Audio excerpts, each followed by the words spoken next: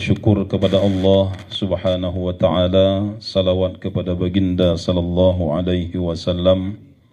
Semoga di hari kiamat kelak kita termasuk orang-orang yang mendapatkan rahmat dan kasih sayang Allah Subhanahu wa taala. Amin ya rabbal alamin. Para alim ulama, tuan-tuan guru, tengku-tengku, seluruh pengunjung takziah yang dirahmati Allah Subhanahu wa taala.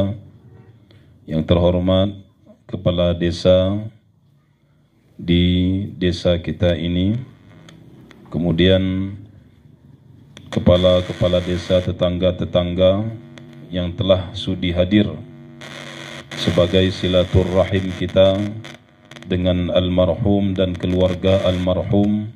Ini merupakan sebuah silaturrahim yang perlu terus kita pupuk sehingga persaudaraan ini akan menjadi berkah dalam hidup kita.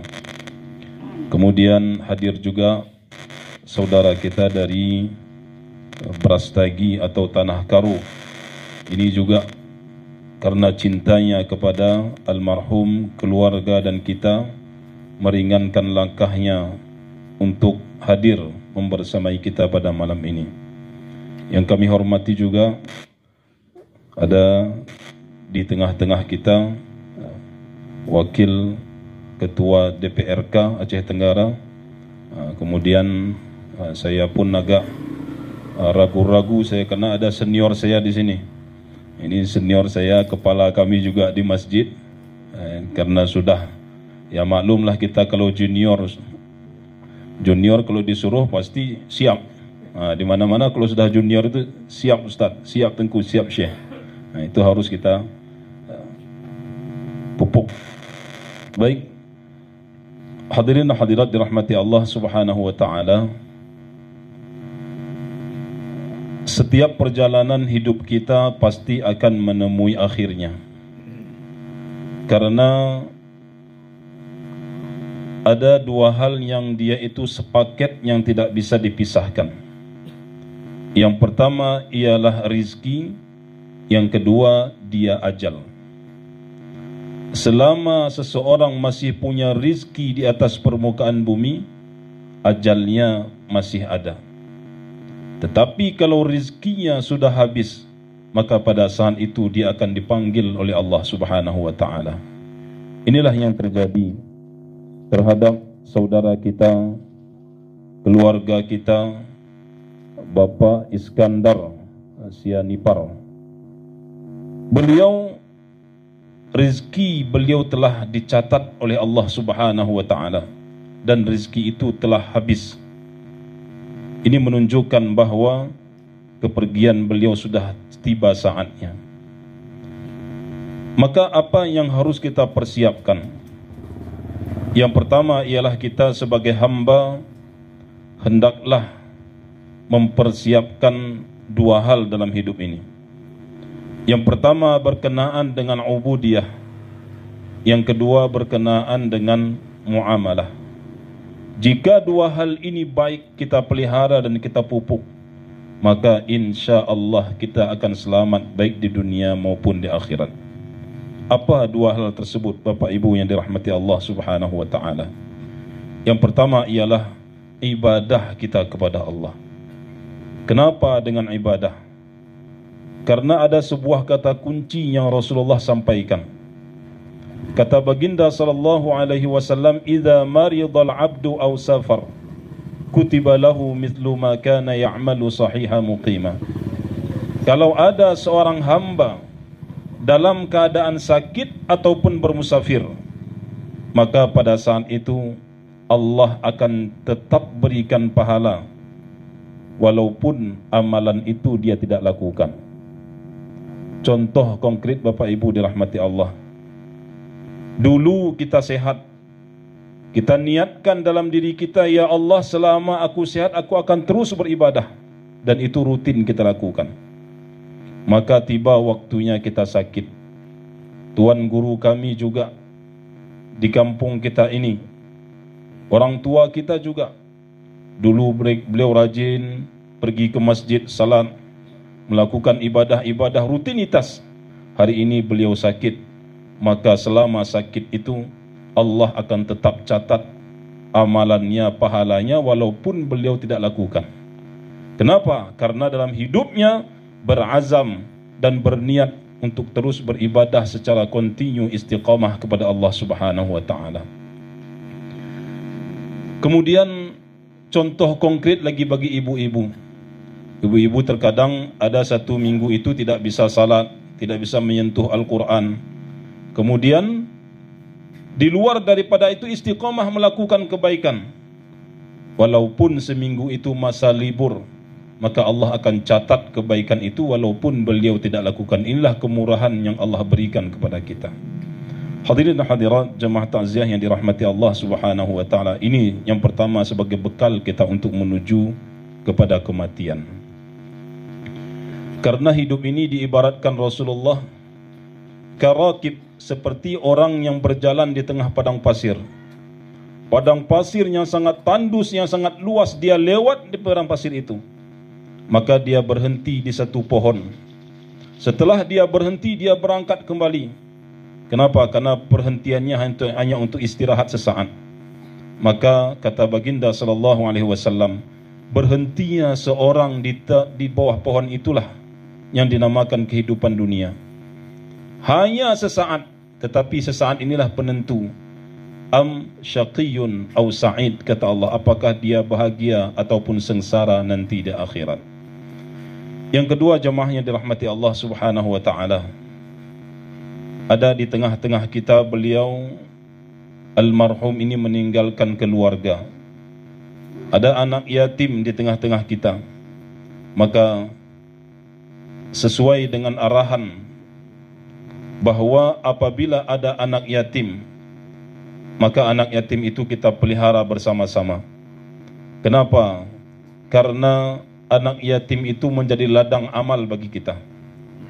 Kata baginda sallallahu alaihi wasallam, ana wa kafilul yatim kahataini fil jannah. Nabi menyebutkan tangannya begini, aku dan orang yang memelihara anak yatim begini nanti di syurga, kata Rasulullah sallallahu alaihi wasallam. Bukan hanya bertetangga, tetapi langsung berdekatan dengan Rasulullah. Kenapa? Karena anak yatim itu merupakan tanggung jawab kita bersama. Maka jangan kita sia-siakan anak yatim, dan itu kita jadikan sebagai ladang kita di dalam beramal. Karena ada amal yang dinamakan dengan jariyah. Contoh Bapak Ibu dirahmati Allah, apabila kita melakukan suatu amalan yang ada potensi besar di situ, seperti kita menyekolahkan orang yang tidak mampu. Ketika kita membantu orang yang tidak mampu, maka pada saat itu setiap kebaikan yang dilakukan oleh anak tersebut akan menjadi pahala bagi kita. Dengan izin Allah, misal anak ini sukses, dia buka pesantren, kemudian dia mengajar dan seterusnya. Setiap apa yang dilakukan oleh muridnya, dia dapat pahala, kita pun mendapat pahala. Ini yang dinamakan dengan pahala jariyah, pahala yang terus-menerus mengalir walaupun kita tidak lagi hidup di dunia. Ini kemurahan Allah Subhanahu wa taala yang diberikan kepada kita. Hadirin jemaah takziah yang dirahmati Allah Subhanahu wa taala, maka apa yang perlu kita persiapkan terhadap menyambut panggilan Allah Subhanahu wa taala, yaitu persiapan yang paling mantap ialah bertakwa kepada Allah. Persiapan yang paling mantap ialah melakukan ketaatan-ketaatan. Karena ibadah yang kita lakukan, apakah cukup membawa kita ke syurga? Tentu tidak, Bapak Ibu. Kenapa? Karena kita masih punya satu modal lagi untuk berjumpa dengan Allah. Itulah yang dinamakan muamalah ataupun sosial kita kepada manusia. Ketika kita punya dosa kepada Allah, ketika kita minta ampun, meneteskan air mata, diampuni secara pasti.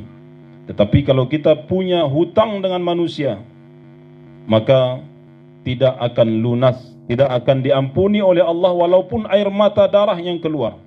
Sementara orang itu, orang yang terzalimi, belum memaafkan kita. Sekarang terkadang orang berhutang itu, Bapak Ibu dirahmati Allah, bukan orang yang berhutang hari ini yang takut kepada orang yang memberi hutang. Orang yang memberi hutang yang takut kepada orang yang dia yang takut meminta. Sebenarnya kalau kita punya hutang kepada orang yang dihutangi itu, dia harus secara syariat dia harus ingatkan.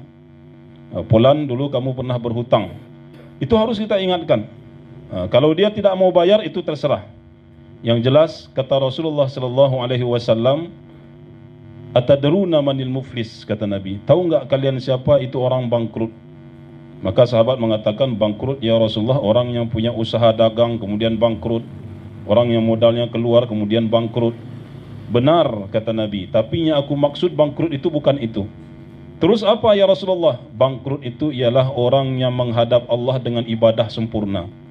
Salatnya 100%, hajinya 100%, zakat tiap tahun dia keluarkan, umrahnya setahun bukan lagi 2 kali, 4 kali dia umrah. Tetapi dia menyakiti hati si fulan, tetapi dia mengambil hak si fulan dan tidak pernah dia kembalikan.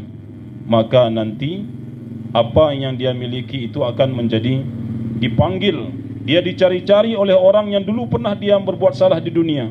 Dia akan dicari, wahai fulan, kemarikan hartaku dulu. Wahai fulan, perkataanmu dulu menyakitkan hatiku. Hari ini aku tuntut kamu di hadapan Allah Subhanahu wa taala. Maka habislah semua pahalanya.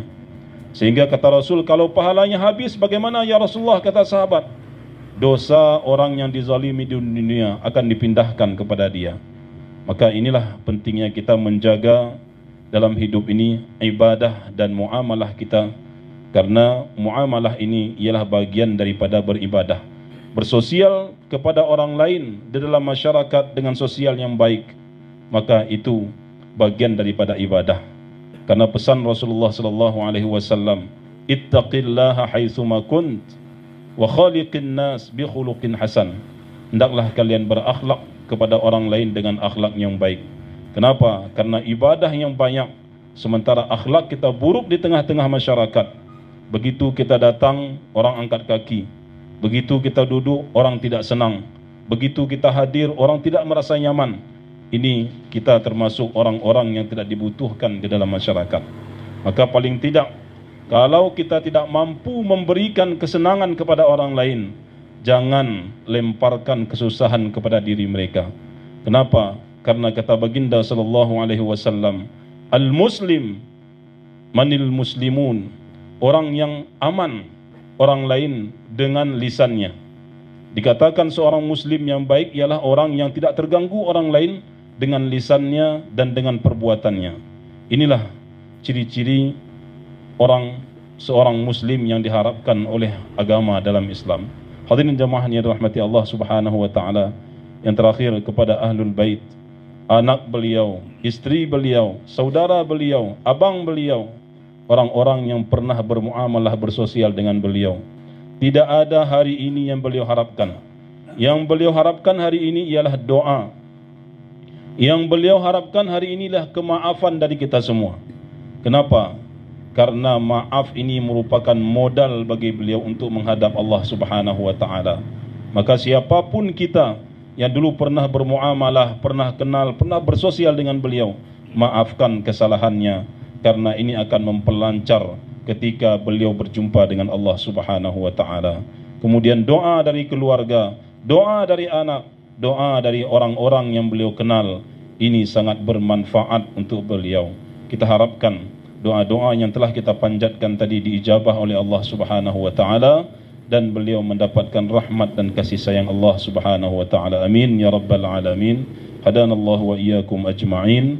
Wassalamu alaikum warahmatullahi wabarakatuh.